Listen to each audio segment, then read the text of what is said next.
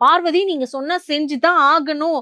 அவங்க சொல்றாங்கன்னா, நீங்க செஞ்சு தான் ஆகணும். டீலக்ஸ் டீம் சொல்றாங்கன்னா, நீங்க வந்து கேட்டு தான் ஆகணும், செஞ்சு தான் ஆகணும் அப்படிலாம் சொல்றாங்க. ம்.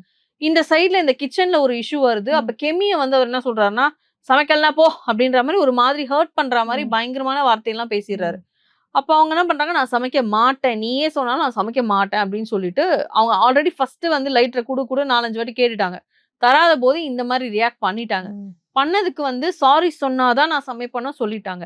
ஆனா, அந்த இடத்துல கனி வந்து என்ன பண்றாங்கன்னா, ஆ அவங்க அதாவது எஃப்ஜே கிட்ட போய் நீ சாரி சொல்லுன்ட்டு ஒரு வாட்டியோ ஏதோ சம்திங் சொல்லியிருப்பாங்கன்னு நெனைக்கிறேன். ஆனா, அவரு கேட்கல.